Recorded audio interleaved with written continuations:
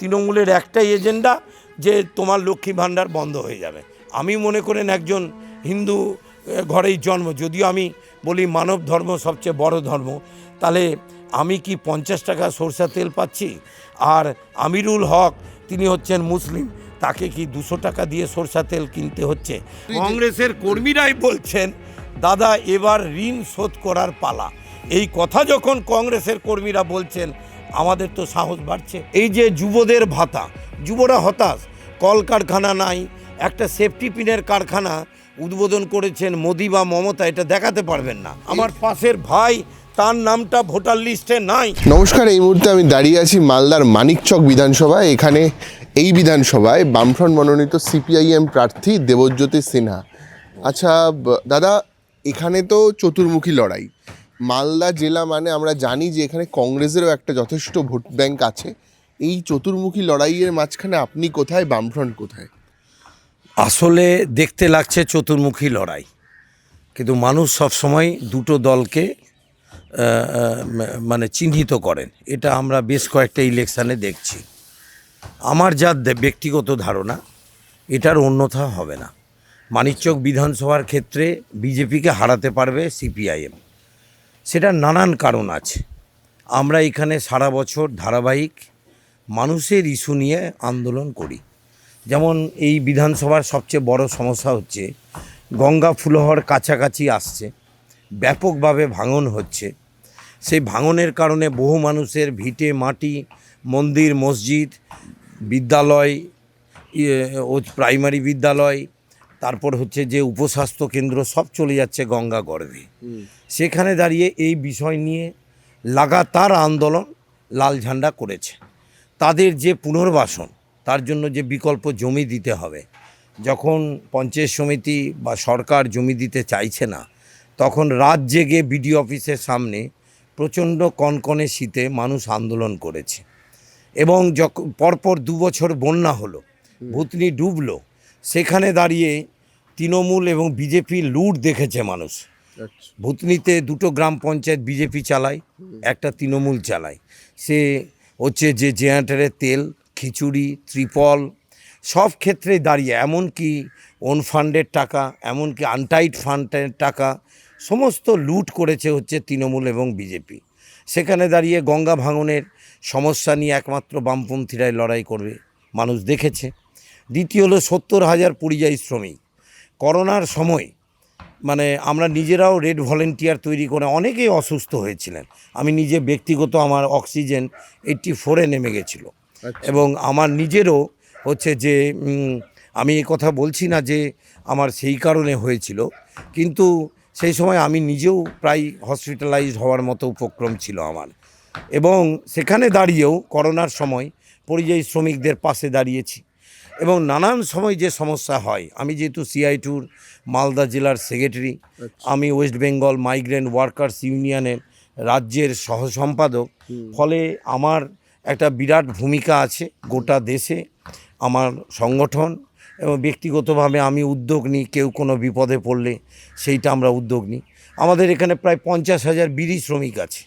সেই বিড়ি শ্রমিকদের যে মজুরি মমতা ব্যানার্জি বলছেন বা কেন্দ্রীয় সরকার বলছেন, সেই নিয়ে তৃণমূল বিজেপি একটাও কথা বলে না। বলবে কেন? বিড়ির মালিকরা তো তৃণমূলের MLA MP হয়ে আছে। এখানেও তাই, বিশেষ করে মুর্শিদাবাদ মালদায় তো এই ঘটনা ঘটছেই। বিড়ি শ্রমিকের যে সরকার ঘোষিত মজুরি 267 টাকা 44 পয়সা, এটা যদি দেয় তাহলে প্রত্যেকটা বিড়ি শ্রমিক, বিশেষ করে মহিলারা লাভবান হবেন এবং প্রতি মাসে তাদের 3,000 টাকা করে কম পাচ্ছেন। আমরা তো এটাই বোঝাচ্ছি যে অনুদান দরকার। আমরা তো বলেছি বামপন্থী সরকার প্রতিষ্ঠিত হলে বা এই যে বাম ISF বামপন্থী দল নিয়ে যদি আমরা সরকার গঠন করি, তাহলে আমাদের দাবি আছে যে বিড়ি শ্রমিকদের আমরা হচ্ছে যে সমস্ত যে মজুরি, সরকার ঘোষিত মজুরি, সেটা পাওয়ানোর আমরা ব্যবস্থা করব। দ্বিতীয় কথা হলো অনুদান পিছিয়ে পড়া সামাজিকভাবে, অর্থনৈতিকভাবে তাদের আমরা কোনো মতেই সেটা আরও বৃদ্ধি করব। আমরা বৃদ্ধি করা যায় যদি পশ্চিমবাংলায় চুরি দুর্নীতি বন্ধ করা যায়। আমি যেমন ধরুন, আমি একটা খুব সহজ কথা বলছি যে পাড়াই সমাধানে এই তৃণমূল জামানাতে পঞ্চায়েত সমিতি, জেলা পরিষদ, কিছু পঞ্চায়েত বিজেপি চালাচ্ছে।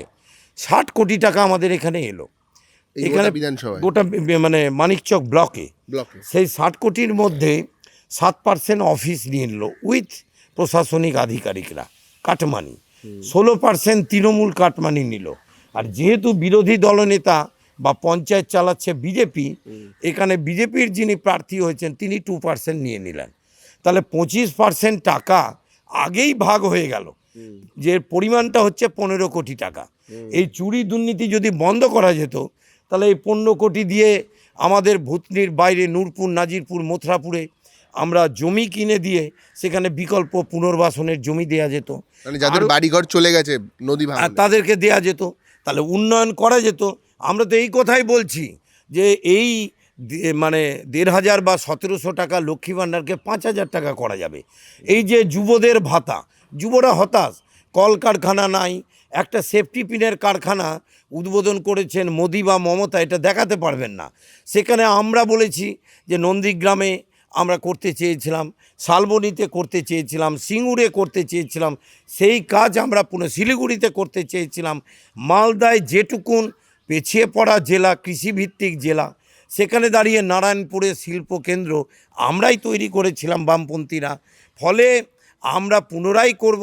বেকার যুবদের যদি ভাতাই দিতে হয়, তা আমাদের তো ডিওয়াইফাই দাবি করছে 6000 টাকা ভাতা দাও, যতদিন তাদের বিকল্প কর্মসংস্থান হচ্ছে না। আমরা বিকল্প কর্মসংস্থানের কথা বলছি।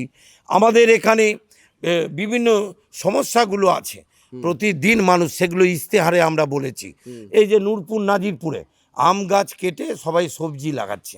এখানকার কেন মালদার আম কি না, মালদার আমের তো দাম পাচ্ছে না, যেহেতু কৃষ্ণনগরে অ্যাডভান্স গরম পড়ে, সেখানে হচ্ছে যে মুকুল প্রস্ফুটিত হয়, তারপর হচ্ছে আমটা আর্লিয়ার আসে। মালদার চাষিদেরকে যেভাবে প্রশিক্ষিত করা দরকার, বিশেষ করে এই পেস্টিসাইড যা ইউজ হচ্ছে সেগুলো নিয়ে কিন্তু পরিকল্পনা নাই। একটা মুকুল ফোটার সময় যে হচ্ছে যে বৃষ্টি পড়ে যায়, তার জন্য যে ক্ষতিটা হয়, সেই ক্ষতিটাকে কি করে নিরসন হবে, সরকার উদ্যোগ বা কৃষি দপ্তরের কোনো উদ্যোগ আমরা আম লিচুর ক্ষেত্রে দেখতে পাই না। সেই জন্য আমরা বলেছি নূরপুরে হিমঘর করব। আমাদের আজান ঘাটে ব্রিজ, লস্করপুর, তারা তো বিরক্ত। কয়েকটা ভোটে হচ্ছে ওখানে বিজেপি বিপুল ভোট পেয়েছে, যিনি প্রার্থী তিনি সভাধিপতি ছিলেন ভোট লুট করে। তিনি তো আজকে ওখানে ব্রিজটা করতে পারলেন না। এখানে তৃণমূলের যিনি পঞ্চায়েত সমিতির সভাপতি ছিলেন, জেলা পরিষদেও তিনি হচ্ছে ভোটকে এদিক ওদিক করে জিতেছেন, তিনিও তো সেই কাজ করতে পারলেন না। মথুরাপুরে বাস স্ট্যান্ড, ভূতনিকে একবারে স্থায়ী ভাঙন রোধ করা, মানিকচকে বাস স্ট্যান্ড, আমাদের মানিকচকে ব্লাড ব্যাঙ্ক, রাজমহল বাংলার যে আন্তঃরাজ্য গঙ্গা নদীর উপরে ব্রিজ, সেটা তো কেন্দ্র সরকার বারবার বলছে যে সেই উদ্যোগ নেওয়া যেতে পারে। আমাদের ওখানে বন্ধু সরকার আছে ঝাড়খণ্ডে, আমরা এই উদ্যোগ নিতে পারি। আমাদের হচ্ছে মানিকচকে একটা দমকল কেন্দ্র হতে পারে। এনায়তপুরে ড্রেনেজ সমস্যা আছে, মিল্কিতে স্বাস্থ্য পরিষেবাকে উন্নত করতে পারি। মিল্কিতে যেভাবে যানজট হয় সেটা আমরা উদ্যোগ নিতে পারি। যানজটের এখন অন্যতম কারণ হয়ে গেছে টোটো সমস্যা, এবং টোটোতে এখন মমতা ব্যানার্জি চাইছেন কিউআর কোড লাগাতে, তাহলে রুট ঠিক করে দিবেন। আমাদের যে গরিব মানুষরা তারা এখন মালদা ডাক্তার দেখাতে টোটোতেই যাচ্ছেন, তাদেরকে বলছে প্রতি বছর রেজিস্ট্রেশন করতে হবে। কেন?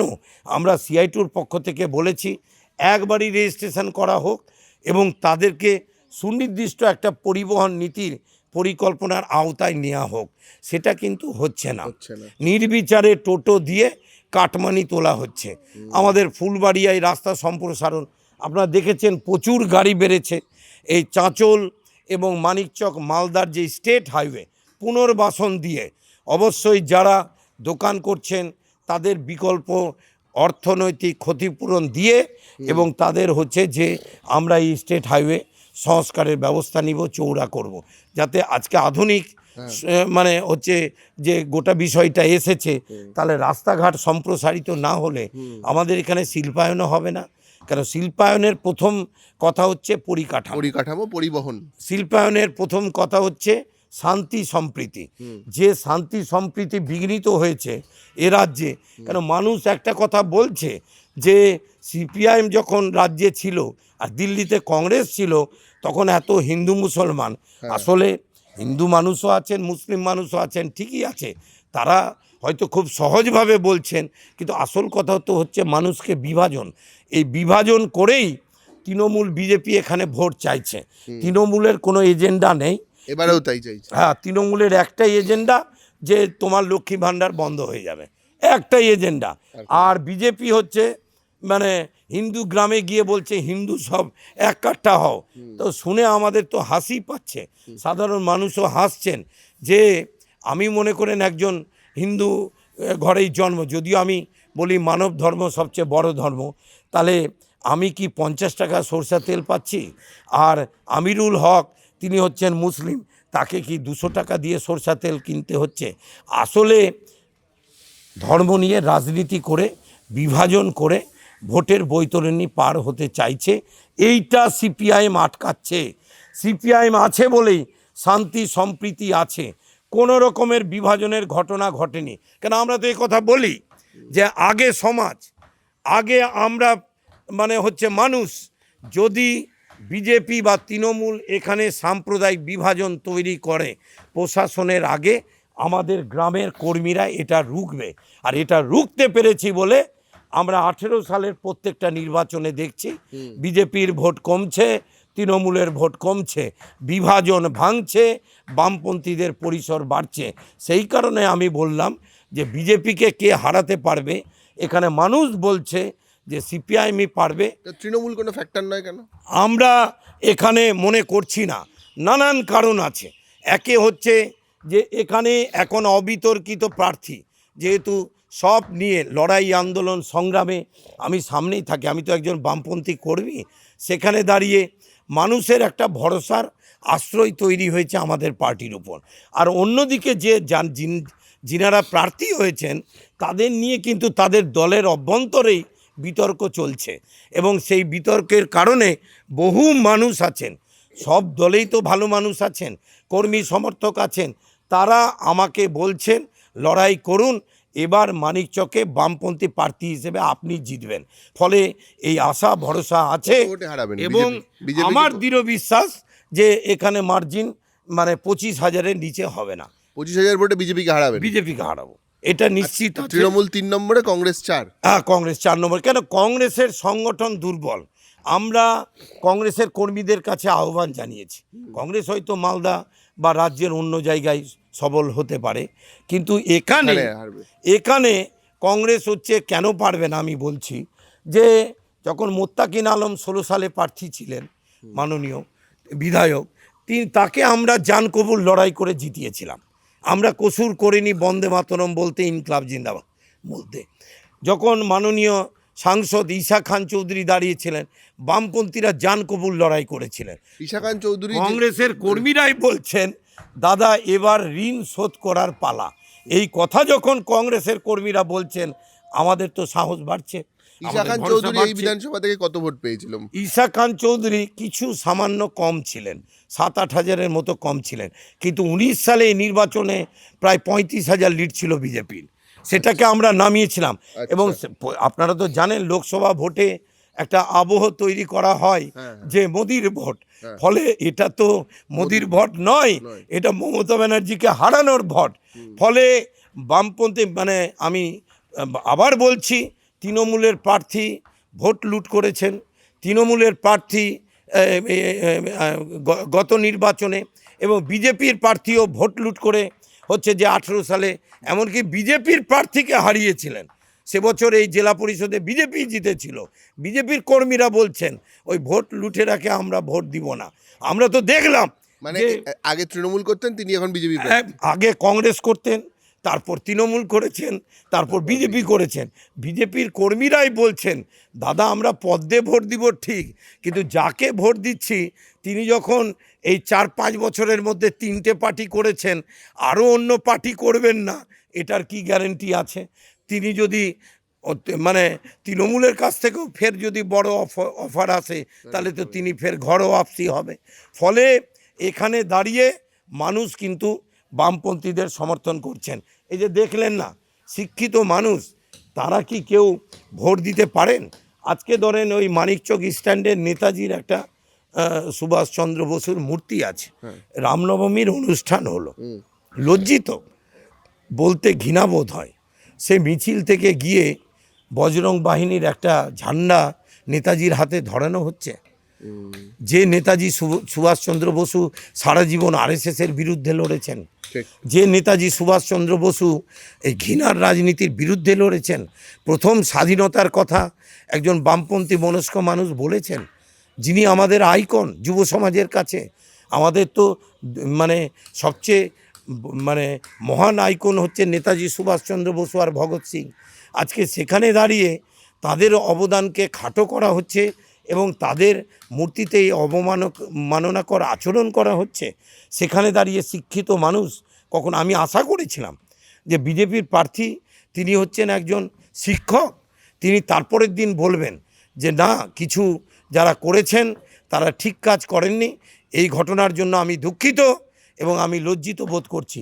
উল্টে তার রামনবমীর মিছিলে বিজেপির সরকার সেই ডিজে বাজানো হচ্ছে। তাহলে রামনবমীর উৎসব হচ্ছে না মিছিল হচ্ছে? রামনবমীর উৎসবকে ব্যবহার করে কলঙ্কিত করে এরা ভোটে জিততে চাইছে। তাই শিক্ষিত সাধারণ মানুষ কখনোই ভোট দিবেন না। তৃণমূল কোনো প্রতিবাদ আছে? তার প্রার্থী কোনো প্রতিবাদ করেছে? আমরা তো এসআইআরও দেখছি রাস্তায় তৃণমূল এসআইআর নিয়ে আসছিলাম, এই আমি দেখছি যে মোথাবাড়িতে একটা বিরাট আন্দোলন চলছে এসআইআর নিয়ে। এই বিধানসভায় এসআইআর এর প্রভাব কি? কত মানুষের নাম বাদ গেল? আপনাদের মুভমেন্ট কি? সারা রাত ধরে মোথাবাড়ি সুজাপুরে আন্দোলন হয়েছে। সেই মানুষকে আমরা কুর্নিশ জানাচ্ছি। কেন করবে না বলুন তো? আমি 50 বছর 60 বছর ধরে ভোট দিচ্ছি।